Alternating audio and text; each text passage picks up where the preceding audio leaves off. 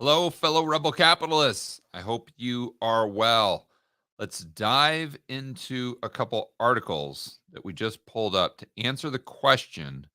Are those who choose not to get the medicine, we'll say, are they going to be public enemy number one throughout the rest of this decade? And when I mean public enemy number one, I'm doing that to be YouTube friendly. I think you guys will know what I'm talking about when we start referencing the 1930s in somewhere in Europe. Starts with a G. And there was also another group there that was public enemy number one. And I am not saying that those who have chosen not to take the medicine in the United States are comparable right now. I don't think that should go without saying. But what I am implying is that if we continue on this path, let's take it to the logical conclusion. Do we end up where they were in that country in the 1930s by the late 1930s? Call it 1938, 1939. Do we end up there right here in the United States with the other public enemy number one when we get to, let's say, 2028 or maybe 2030? You guys that have been following my content know why that date in time is so relevant when we look at it through the lens of the Great Reset agenda. Let's dive into the first article from CNBC. How choosing not to inject your body with a foreign substance can impact your wallet. And I'm just going to go down here and read the bullet points. Most of you will know what they are, pretty obvious. Number one, employment. You just flat out lose your job. That would definitely impact your wallet. Insurance. You could pay higher insurance premiums. Companies like Delta Airline, for an example, hasn't mandated the medicine. It's only major carrier not to have done so, but will make those who choose not to get the medicine, those workers, they'll have to pay an additional $200 per month. And just to show you how bogus this is, as we go down and read these line items, just remember to look at this through the lens of not just those who have chosen to get the medicine and those who have not chosen to get the medicine, but look at it with more nuance. Look at it. Let's take that group that has chosen not to get the medicine and understand that there's different subcategories of that group. Number one, there's a subcategory of those who have not yet had the cerveza sickness. And there's another category of those who have had the cerveza sickness, therefore have natural immunity, which offers the exact same benefits, if not superior benefits, to most of the medicines that are available. So going back to Delta Airlines, they say, well, those who are in this category, regardless of whether or not you've had the cerveza sickness, you still have to pay an extra $200 a month. Why? Why? If there's a benefit to this group over here, then the group over here who have had the cerveza sickness enjoy the exact same benefits. So if these people don't have to pay an extra $200 a month, then why does the subcategory of the group on my left have to pay? And that's the silver bullet with everything regarding the cerveza sickness and these mandates. That's how you know it's not about health. This is about something completely different. And in the case of the airlines, I think they're just doing the bidding for the politicians. Why? Because the politicians bailed them out. And who knows if we go into another round of lockdowns? Do you want to be the airline that refused to do what Joe Biden wanted you to do? Absolutely not, because you're most likely not going to get a bailout. I mean, and most people don't understand how vindictive the government is. And I was just doing a whiteboard video today on the debt ceiling. Okay, well, this isn't the first time that we've been in jeopardy of crossing the deadline for the debt ceiling. It happened back in 2011 as well. Well, what happened in 2011 as a result? Well, S&P downgraded the debt of the United States. What happened a year later? The United States came after the group, Standard and Poor's, and they fined them $1.5 billion. Why? Because they said, oh, yeah, well, we're going back to the GFC. Really? You're going back to the GFC in 2012. You're going back to that 4 years later. You're all of a sudden, out of the blue, going to fine the group, Standard and Poor's, $1.5 billion. Isn't it coincidental how that came just after Standard and Poor's downgraded the debt of the United States? So I mean, it's blatantly obvious what they were doing. Just like a mob boss, or just like the mafia, they were sending a message to Standard and Poor's: don't do that again. This is the shot across the bow. And this is how they operate. We've got to understand that. So, again, going back to one of the airlines, do you want to be the CEO, the group that basically gave the middle finger to the Biden administration? Absolutely not, because not only will you not get a bailout if that is required in the future, or if that's on the table, but who knows what they'll fine you for, just to get back at you, just like they did Standard and Poor's in 2012, 2013.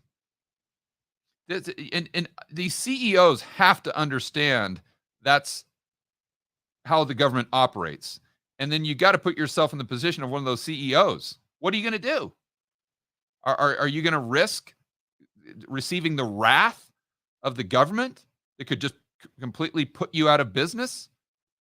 See, it's there's a lot of nuance there that people really don't think through. But as long as they start with the premise that these politicians have an insatiable lust for power, and that there is no rule or law they won't break to achieve their objectives, then everything else makes sense. You see the world and how it really operates far more clear. So then medical costs, like we said, up for those. But notice again, they don't. So right here, the first line is basically all the people in the hospital as a result of the severe sickness are there because they chose not to get the medicine. Again, not distinguishing between those who have natural immunity and those who don't. Silver bullet, that's the red flag. That tells us that this has nothing to do with the facts. This has nothing to do with health. And this just has everything to do with political favor, which I think has a lot to do with big pharma profits.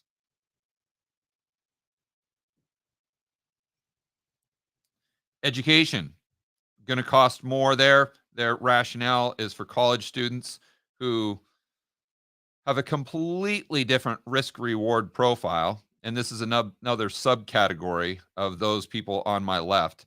So, with a college student who's, let's say, 25 years old in perfect health, a marathon runner, they are supposed to get the medicine just like a 70-year-old diabetic that weighs 400 pounds. So, they're not looking at the nuance. They're not looking at the fact that everyone's risk reward profile is completely different. They're just making a blanket assessment. Again, this proves that this whole thing has nothing to do with health. Vacation, even Carnival Cruise Lines is charging customers more who didn't take the medicine just to cover their costs for potential testing. And I think for most of the cruise lines, from what I've read, they won't even allow you on board unless you've chosen to inject yourself with a foreign substance. So they require higher travel insurance, etc. And they conclude with just ridiculous fear mongering, death costs. The unvaccinated may also need to cope with the cost of death. Cerveza sickness has killed more than 700,000 Americans, making it the deadliest issue ever in the United States. And of course, that's not on a per capita basis when you go back to the Spanish flu, but they're just taking the nominal number because that sounds far more scary. But again, they are not considering the nuance of comorbidities or the fact that some people have natural immunity. How many of those who passed away were in that subcategory on my left that have had the cerveza sickness before? You see, and let's compare those people to the people that have chosen to receive the medicine. The difference is the people that have chosen to receive the medicine, although that medicine is deemed safe, quote unquote, it doesn't mean that it is without risk. And that's another nuanced issue that the media avoids at all cost. But you can see where this is going. They're trying to make life difficult for those who choose not to contribute to the profits of big pharma, or for those who choose on their own free will not to contribute to the agenda of the politicians or the global elite, the central planners at the World Economic Forum, let's say. And this goes right into this authoritarian global elite line of thinking. If you guys remember the video I did yesterday on Bill Gates owning so much farmland in the United States and how he wants everyone to stop eating meat, and he wants you to eat this fake faux meat that is just basically some sort of concoction that they throw together in a lab with some stem cells and bone marrow or something like that. But he takes this authoritarian approach, and you can see it with everyone who shares his view, or everyone who shares the view of the central planners and the elite. They're all authoritarian. None of them think that you can make your own decisions, and therefore you will destroy the planet, you'll destroy the economy, and you will destroy society at large. So we need to take control over your decision making, and what we need you to do is obey. Obey everything we say. And if you don't obey, then we're going to throw you in jail, we're going to fine you, and who knows what may happen over the next decade. The bottom line is if you don't obey, you are going to pay the price. That's their message. So let's go to this article that I referenced yesterday, and you can see Bill Gates talking about the need to transition everyone into eating this Frankenstein type of meat that is made in a lab. In an interview with MIT Technology Review, he goes as far as to say that individual behaviors need to be modified, to be taught to love pretend meat. And if that doesn't work, well, laws might do the trick. You see how the authoritarian sees the world? Do you understand how they see you and I? Because once you get that, then everything else falls into place. You're able to predict, or you're able to measure the probabilities of certain outcomes coming to fruition far better. You're able to put the pieces of the puzzle together. You're able to connect the dots. But it all starts with understanding who they are and how they think.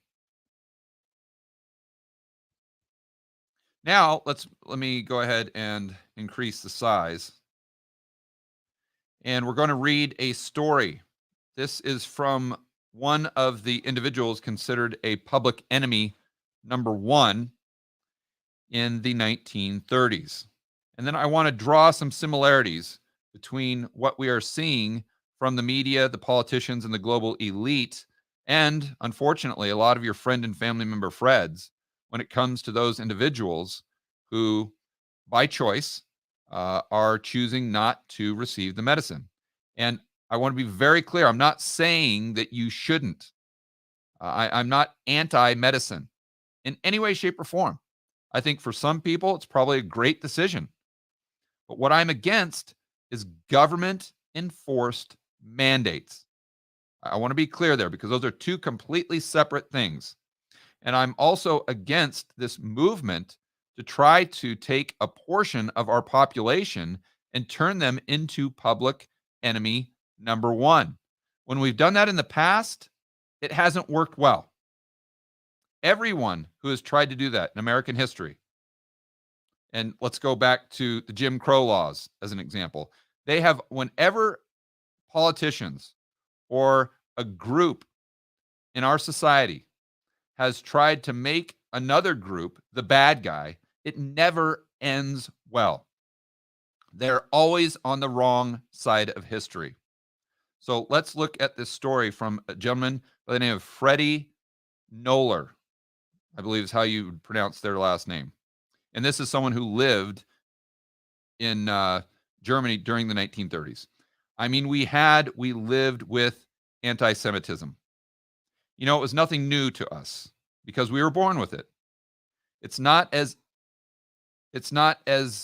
if, I think there's some typos here. It's not as if this just happened because this political figure came into power, this dictator. They came all over the second district where the Jews went and they painted the Jewish shops with the word Jew and they told everyone, you don't buy here. You know, it's more or less a continuation of what just happened before in Germany, referring to what they did. Now, does this sound kind of eerily familiar? That they're painting messages saying that you can't shop here or that you shouldn't shop here? And what are they doing in New York right now? Aren't they forcing business owners to put signs out front saying that there's a certain group of people in the United States that are not allowed to shop there? And I know people are going to push back and say, oh, well, it's completely different because you're dealing with a group that's ethnicity. They can't control that. These other people are just dumb rubes that are too stupid to go down and get a medicine that is completely safe. Well, maybe that is different. I grant you. But if you look at the actual concept and the mindset of these authoritarians, it's the exact same. So he continues. But a lot of the Jews were they're beaten up. And in school, it was already very dangerous because these 50% of Gentiles immediately felt very, very strongly. And we had a continuous battle, to defend ourselves against the anti-Semitic schoolboys. And it was very, very difficult, actually, to go to school. I mean, aren't we reading that Newsom, I don't know if they've enacted the law or not, but they've suggested that they're going to require the medicine for all school participants. I know they're doing that in colleges. Well, a similar thing happened in history. We're just not paying any attention to it. Let's keep going. The atmosphere, it was just really frightening. We heard on the radio that a German ambassador, someone who worked in the German embassy, was in Paris, was killed by a Jew or shot by a Jew in that program. They were speechless. There were speeches about that revenge will be taken for that killing. And more or less the same night, we saw flames, the sky being all red, and we wondered what these were. We heard people run, we heard people, and we heard the SA troops to go into houses and arrested people from the houses. Fortunately, they didn't come to our building, but we saw the sky being red. We thought, well, something there must be a fire. So basically, they're lighting the anything that they could find that was associated with the Jewish community. They were torching it. And he goes on to say that they did the exact same thing to their synagogue. And then they enacted more revenge, just showing how vindictive they were, very similar to our government here, by burning down all the synagogues, by arresting people. And the whole event made them very insecure about one's life in this country for obvious reasons.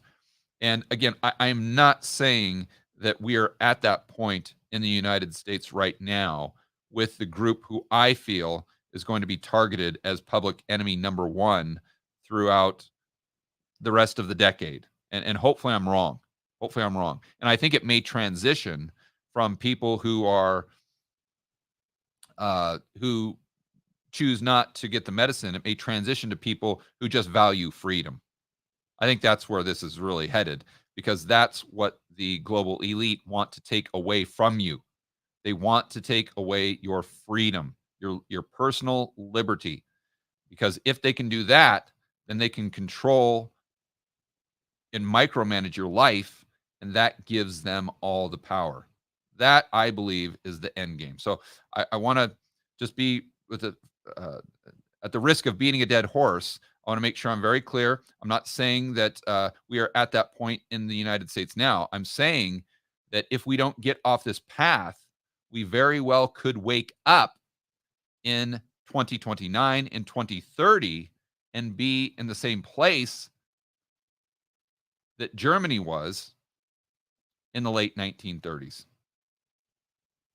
All right, let's go back over to the stream, see if we've got any super chats. I was hoping that those would go straight to the top, but it doesn't look like they are. Josh, do you see anybody? Okay, so just saying he thought he saw one earlier, just scanning here to see if I did, make sure I didn't miss a question. Okay, guys, in the future live streams, if you want to ask a specific question or make a comment that you want me to see and maybe answer the question or comment on your comment, just do a super chat and I'll try to address that at the end of the next live stream. You guys enjoy the rest of your afternoon. We'll see you in the next video.